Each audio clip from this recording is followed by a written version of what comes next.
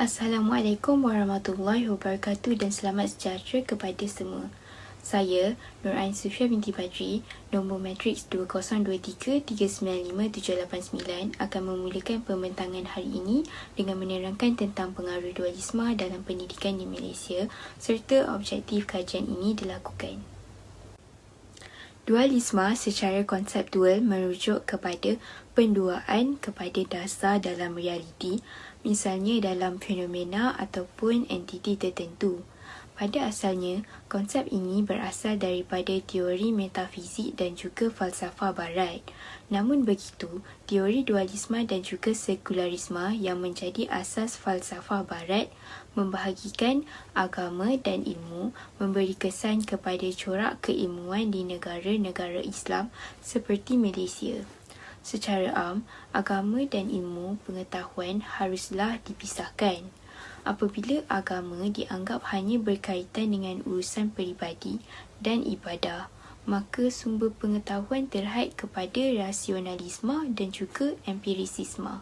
Mereka sama sekali tidak melihat agama Islam iaitu wahyu sebagai salah satu sumber pengetahuan.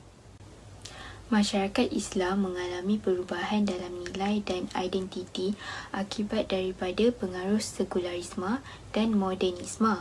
Ini termasuk perubahan dalam amalan hidup beragama dan tafsirannya terhadap agama. Perkara ini menghasilkan nilai-nilai baharu yang bertentangan dengan nilai-nilai agama yang lama dan telah meresap ke semua aspek kehidupan termasuk cara mereka berfikir, bertindak dan menjalankan kehidupan seharian mereka melalui sistem berpendidikan berkeluarga, sekolah dan persekitaran sosial mereka. Dualisme dalam pendidikan mungkin masih wujud dan telah mengubah kehidupan. Pendidikan mesti menjadikan Islam sebagai gaya hidup kerana ia adalah penting untuk mengembalikan kegemilangan dan identiti umat Islam masa kini melalui pemikiran, perwatakan dan tindakan mereka. Tetapi dalam dunia hari ini, selain daripada dualisme dalam sistem pendidikannya, umat Islam juga menghadapi cabaran zaman moden dan globalisasi yang menggabungkan nilai-nilai dan juga gaya hidup sekularisme, membuatkan mereka kurang yakin untuk menggunakan agama Islam sebagai asas untuk membina identiti diri mereka. Antara objektif kajian bagi kertas kerja ini termasuklah untuk mengenal pasti pengaruh dualisme dalam pendidikan di Malaysia, bagi mengkaji kesan pengaruh dualisme dalam pendidikan di Malaysia kepada individu, khususnya pelajar dan juga pendidik, serta masyarakat dan negara, supaya dapat menjadi solusi kepada permasalahan yang berlaku akibat pengaruh dualisme yang berleluasa dalam kalangan pelajar dan juga pendidik di Malaysia. Untuk keempat, untuk memupuk semangat pihak yang terlibat untuk menambah ilmu pengetahuan tentang aspek dualisme di Malaysia maupun di seluruh dunia. Untuk objektif yang kelima adalah untuk memberi pengetahuan kepada masyarakat tentang pengaruh dualisme dalam pendidikan di Malaysia. Yang keenam, untuk mengetahui punca-punca pengaruh dualisme yang berleluasa dalam pendidikan di Malaysia. Dan juga yang ketujuh, untuk memberi pengajaran tentang kesan buruk pengaruh dualisme dalam pendidikan di Malaysia. Serta bagi memberi kesedaran kepada semua pihak yang terlibat supaya peka tentang kewujudan pengaruh dualisme dalam pendidikan di Malaysia. Baiklah, itu sahaja daripada saya. Secara umumnya, terdapat banyak faktor yang mempengaruhi sistem dualisme dalam pendidikan. Faktor yang utama berlaku dalam pelaksanaan konsep dualisme adalah imperialisme dan kolonialisme Barat atas dunia Islam. Hal ini kerana sebelum memperoleh kemerdekaan di Tanah Melayu, penjajahan negara barat seperti British, Belanda serta Portugis telah memperkenalkan sistem dualisme. Tambahan pula, perkara ini sangat berkait rapat dengan sejarah serta falsafah berlainan antara Barat dan Islam yang telah mempengaruhi sistem pendidikan di negara kita. Sebagai contoh, semua kuasa barat ketika itu memegang misi yang sama, iaitu menanam konsep dualisme barat yang berselindung di sebalik aktiviti perdagangan rempah ratus di tanah Melayu.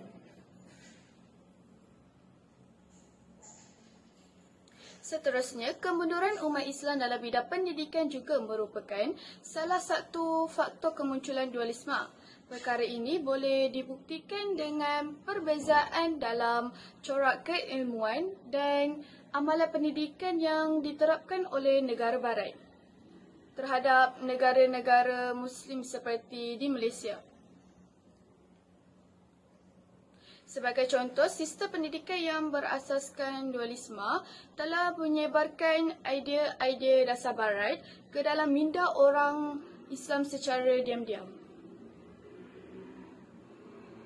Tidak lupa juga, pengetahuan penerapan idea-idea dan konsep dari barat dalam mencorak pemikiran dan mengubah pandangan umat Islam tentang alam fikiran serta nilai-nilai Islam yang telah sedia ada dalam diri anak-anak Islam, sehingga mereka melihat Islam daripada sudut pandangan yang berbeza seperti pandangan barat. Contohnya, penggunaan bahasa Inggeris dalam pembelajaran di Malaysia. Hal ini berlaku kerana mundurnya tahap pendidikan umat Islam yang senang sekali disuntik dengan ajaran barat yang dibawa oleh negara-negara barat tersebut. Selain itu, faktor yang menyumbangkan kepada kemunculan dualisme dalam pendidikan di Malaysia adalah pemikiran umat Islam tentang kesahihan Al-Quran sebagai wahyu. Hal ini terjadi kerana konsep dualisme yang diterapkan telah mewujudkan pengasingan antara ilmu Al-Quran dan ilmu Barat yang hanya berdasarkan logik akal sahaja dan hasil uji kaji seperti sains, fizik dan kimia tanpa melibatkan ciri-ciri ketuhanan Islam. Oleh kerana segelintir umat Islam pada ketika itu lebih mempercayai ilmu Barat kerana boleh dibuktikan hanya dengan mata kasar. Jadi untuk lebih menguatkan hujah ini, anak-anak umat Islam diajar tentang subjek sains yang tiada langsung dikaitkan sebab-sebab kejadian terciptanya manusia. Terciptanya manusia adalah kerana kuasa Allah Subhanahu Wa Taala, namun adalah disebabkan oleh sperma yang bercantum dengan ovum. Akhir sekali, perbezaan fahaman dan budaya antara Barat dan Islam. Menurut Tajul Arifin Norman 2003 dan Mujamil Omar 2005, sistem pendidikan dualistik agama dan sekular telah mewujudkan cendekiawan yang tidak mempunyai personaliti dan ilmu yang bersepadu.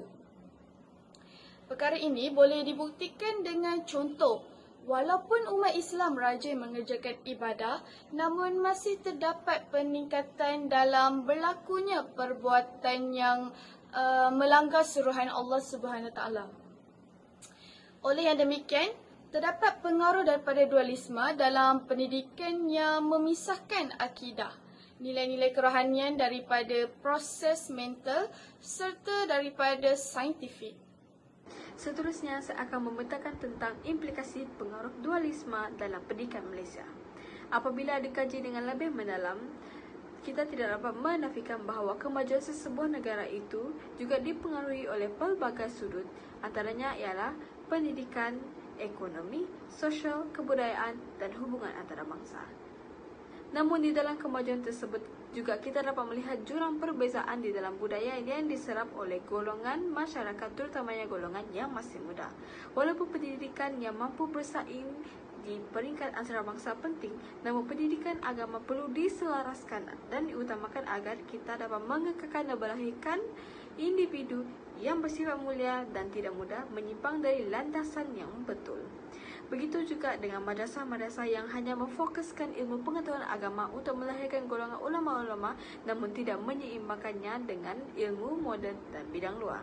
Kes-kes yang dapat dikaitkan ialah contohnya di Indonesia di mana dua kementerian iaitu Kementerian Pendidikan dan Kementerian Agama telah diwujudkan akibat daripada sistem dualisme ini. Seterusnya di Malaysia wujudnya dua sistem waktu pembelajaran yang berbeza, iaitu sesi pagi bagi sekolah umum, manakala sesi petang bagi sekolah agama. Dualisme ini juga sering diperdebatkan oleh tokoh-tokoh di seluruh dunia, antaranya ialah Muhammad Abduh. Beliau mengatakan bahawa bahayanya sifat dualisme ini kerana hal begini akan dibesarkan oleh masyarakat luar kerana ianya seolah-olah ingin memisahkan golongan ulama daripada pengetahuan luar. Secara ringkasnya, sistem dualisme ini melahirkan golongan yang merasakan perlunya untuk saling bersaing antara satu sama lain untuk membuktikan pentingnya golongan tersebut untuk mempelajari menggunakan sistem mereka. Akhir sekali ini juga akan menimbulkan konflik apabila mereka saling menjatuhkan sesama sendiri, dan itu ialah bertentangan dengan ajaran Islam. Di Malaysia, pendidikan adalah agenda pembangunan insan dan juga pembangunan negara. Sehubungan dengan itu, pelaksanaan pendidikan haruslah dilakukan secara menyeluruh dan bersepadu bagi tujuan mencungkil, memupuk dan meningkatkan bakat serta potensi murid-murid secara menyeluruh daripada aspek intelek, rohani, emosi dan juga jasmani. Implikasi dualisme dalam pendidikan di Malaysia merujuk kepada perpecahan sistem pendidikan antara sekolah kebangsaan SK yang menggunakan bahasa Melayu sebagai media pengajaran dan sekolah vernakular yang menggunakan bahasa Mandarin SJKC atau Tamil SJKT sebagai media pengajaran. Dualisme ini telah menciptakan beberapa isu dan tanda tangan dalam sistem pendidikan di negara tersebut. Di samping itu, guru atau pengajar adalah kunci untuk mengatasi dualisme dalam pendidikan di Malaysia. Pengembangan guru dan pelatihan harus ditingkatkan untuk mempersiapkan mereka dalam mengajar di dalam lingkungan multibahasa dan juga multicultural. Guru harus diberikan pengetahuan tentang budaya, bahasa dan keperluan murid dari berbagai latar belakang mereka. Ini kerana mereka merupakan contoh ikutan kepada pelajar sama ada secara langsung atau juga tidak langsung. Oleh itu, program pengembangan profesional yang fokus kepada pendekatan yang menyeluruh dan pemahaman lintas budaya dapat membantu guru menghadapi tentangan dualisme dalam pendidikan. Akhir sekali, pemerintah harus melakukan evaluasi dan pemantauan secara teratur terhadap implementasi kebijakan dan program yang ditujukan untuk mengatasi implikasi dualisme. Ini akan membantu mencari penyelesaian yang lebih efektif dalam upaya mencapai pendidikan yang integratif di Malaysia. Selain itu, Kementerian Pelajaran di Malaysia hendaklah menapis dan menilai semula kandungan skop pelajaran yang diajarkan kepada pelajar tidak kira peringkat umur. Terdapat beberapa cara penyelesaian implikasi dualisme dalam pendidikan di Malaysia. Antaranya ialah integrasi dan penyatuan kurikulum. Ini adalah salah satu pendekatan yang dapat diambil untuk memperkuat integrasi dan penyatuan kurikulum antara sekolah kebangsaan dan juga sekolah vernakular. Hal ini dapat dilakukan dengan mengambil pendekatan menyeluruh yang berkemungkinan dapat memupuk pembelajaran multibahasa dan juga multibudaya di semua sekolah. Usaha ini dapat dilakukan untuk membangunkan kesamaan dalam setiap pelajaran sambil mempertahankan budaya masing-masing di sekolah. Oleh itu, kurikulum perlu dibentuk dan disusun berteraskan beberapa objektif seperti memperkembangkan potensi kanak-kanak secara harmonis dan bersepadu, membina suasana pembelajaran yang baik bagi meningkatkan daya fikir dan juga menyelesaikan masalah. Seterusnya, saya akan menjelaskan tentang kesan dualisme terhadap sistem pendidikan negara yang sememangnya tidak dapat dinafikan kerana ia berpunca daripada kepercayaan epistemologi barat yang telah tertanam secara mendalam yang menjadikan ianya amat sukar untuk dipertikaikan dalam persepsi dan ideologi masyarakat. Hal ini kerana pengenalan epistemologi barat telah membahagikan sistem pengetahuan Islam yang bersatu secara berkesan kepada dua kategori iaitu ilmu duniawi dan ilmu agama. Akibatnya pendidikan Islam lebih menitik beratkan kefahaman fardu ain di samping mengabaikan kepentingan fardu kifayah dalam wacana ilmiah. Seterusnya, kesan daripada kefahaman tertentu ini juga membawa kepada ketidakupayaan untuk merealisasikan sepenuhnya objektif dan aspirasi yang telah ditetapkan dalam falsafah pendidikan Islam. Murid-murid yang terhasil daripada falsafah ini lazimnya berpengetahuan tentang Islam dan berprestasi baik dari segi akademik, namun mereka cenderung gagal dari segi nilai dan prinsip etika. Dalam hal ini, walaupun mereka mempunyai pemahaman yang luas tentang ajaran Islam, ketidakupayaan mereka untuk mengaplikasikan pengetahuan ini dalam situasi praktikal adalah disebabkan oleh perspektif mereka yang terhad tentang pendidikan Islam, yang gagal mengambil kira penggunaannya yang lebih luas dalam aspek kehidupan. Perkara ini dapat dibuktikan dengan ada berlakunya masalah akhlak yang semakin berleluasa dalam kalangan remaja Islam seperti berlakunya kes-kes pembuangan bayi, zina, jenayah kekerasan dan sebagainya. Di samping itu, jika dapat dilihat pada masa sekarang, bidang kurikulum di sekolah kebangsaan lebih memberi tumpuan terutamanya kepada mata pelajaran sekular yang mengutamakan kebolehan intelek dengan penekanan yang kuat terhadap penguasaan pengetahuan dan kemahiran akademik, tetapi hanya sedikit perhatian diberikan kepada nilai kerohanian dan keagamaan. Pendidikan saintifik dilihat terpisah daripada agama, meliputi pelbagai topik dan bidang yang berkaitan dengan kehidupan manusia. Sistem pendidikan yang mengabaikan aspek kerohanian hidup boleh mendatangkan kesan buruk kepada kesejahteraan pelajar, menyebabkan mereka merasakan kekosongan dalam diri mereka. Kekosongan ini boleh membawa kepada ketidakseimbangan antara usaha materialistik dan rohani, mengakibatkan kekurangan keharmonian dalam kehidupan mereka. Oleh itu, adalah penting untuk memasukkan pendidikan kerohanian ke dalam kurikulum untuk memastikan pelajar membangunkan pendekatan holistik terhadap kehidupan yang mampu memupuk diri dalaman serta usaha akademik mereka. Seterusnya, bidang aliran agama amat berbeza daripada aliran kurikulum di mana majoriti ajaran hanya tertumpu pada topik pengajian agama yang mengehadkan bahasa yang digunakan untuk membincangkan perkara akidah, ibadah dan akhlak. Pada asasnya, tumpuan hanya untuk mengkaji aspek-aspek yang berkaitan dengan akidah, ritual dan etika tanpa memberi perhatian yang mencukupi kepada mata pelajaran pendidikan yang lebih luas. Sistem pendidikan masa kini, jika diteruskan, akan menghasilkan sekumpulan individu yang hanya cemerlang dalam hal berkaitan agama tetapi tidak mempunyai pengetahuan dan kebolehan yang diperlukan untuk menghadapi persekitaran global yang kompleks dan pesat berkembang. Oleh itu, adalah penting untuk kita menilai semula pendekatan terhadap pendidikan untuk memastikan generasi masa depan dilengkapi dengan pendidikan menyeluruh yang merangkumi bukan sahaja ajaran agama tetapi juga pelbagai mata pelajaran dan kemahiran praktikal. Kegagalan berbuat demikian boleh membawa kepada generasi yang kurang bersedia untuk mengharungi kerumitan dunia moden. Akhir sekali, pengaruh dualisme dalam pendidikan juga telah membawa kepada perbezaan yang ketara antara kedua-dua sistem pendidikan formal, mengakibatkan perbezaan ketara dalam penampilan, perwatakan dan pemikiran para graduan. Hal ini telah mewujudkan dua kumpulan yang berbeza dalam masyarakat Islam. Satu terdiri daripada golongan profesional yang mungkin kurang pengetahuan agama yang mencukupi dan satu lagi terdiri daripada individu beragama warak yang mungkin tidak memiliki kemahiran yang diperlukan untuk menyumbang kepada pembangunan masyarakat. Perbezaan ini mempunyai banyak akibat yang boleh mempengaruhi individu dan masyarakat secara keseluruhan. Sekarang kumpulan kami akan merumuskan dualisme dalam sistem pendidikan negara. Seperti mana yang kita dapat huraikan di atas, pendekatan dualisme dalam pendidikan negara mempunyai baik dan buruknya. Dari pemerhatian kami, dualisme lebih cenderung kepada keburukan berbanding dengan kebaikan. Timbal tara ini adalah satu pembuka mata buat kita semua supaya tidak tersasar jauh dari akidah dan ajaran Islam. Di zaman serba moden dan tiada sempadan dalam menyampaikan maupun menyebar maklumat, generasi muda serta akan datang sewajibnya dilengkapkan dengan ilmu agama serta fahaman yang kukuh lagi jitu. Tanggungjawab ini sebaik-baik yang bermula dari rumah, sekolah dan akhir sekali dengan masyarakat majmuk. Kerana pepatah pernah berkata, melentur buluh biarlah dari rebungnya. Jelas dapat kita simpulkan bahawa pendidikan amat penting buat semua manusia. Dengan pendidikan, kita dapat membezakan perkara yang baik dan buruk serta dengan pendidikan juga dapat melengkapkan diri dengan pancaroba hidup yang penuh dugaan serta cabaran. Tuntas dengan menerapkan pendidikan agama Islam dari peringkat hijau adalah satu cara untuk kita membina benteng yang kukuh buat generasi akan datang. Dalam Islam juga tidak melarang kita mencari ilmu. Kerana mencari ilmu selain dari ilmu agama adalah dituntut.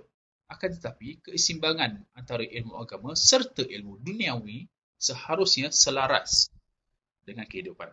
Jika kita menerapkan ilmu agama dan tidak mengambil kisah akan ilmu duniawi, Ini akan membuatkan generasi kita menjadi jumud, seperti katak di bawah tempurung. Hal ini juga sebaiknya jika kita cuma memfokuskan kepada ilmu duniawi dan meremehkan ilmu agama, akan mengakibatkan terlahirnya generasi yang mudah terpesong dari akidah dan mudah mempunyai tiada mempunyai pegangan dalam panduan dalam hidup. Akhir kata, Islam melarang fahaman dan konsep dualisme ni kerana ia membawa kemudaratan berbanding kebaikan seperti yang kami yakinkan di atas. Dengan ini, kita sebagai masyarakat bertanggungjawab seharusnya bersama-sama menanamkan sifat ingin tahu tentang Islam kepada generasi muda. Konsep ini bukan sahaja boleh dipraktikkan dari awal, akan tetapi boleh diteruskan sehingga dewasa sebagai pembelajaran sepanjang hayat. Ini menunjukkan hubungan simbiotik antara generasi muda dan akan datang. Dengan penerapan nilai-nilai murni dan pendekatan yang holistik serta dinamik, kami yakin keberadaban generasi akan datang akan menjadi gemilang, terbilang dan cemerlang. Bak kata bidalan, tiada yang tua, tiadalah yang muda. Dengan ini, marilah kita bersama-sama berdoa agar generasi muda kita pada masa akan datang dapat menghayati lebih akan ilmu agama seiring dengan ilmu duniawi supaya tidak ketinggalan di dunia maupun di akhirat. Audio Jungle.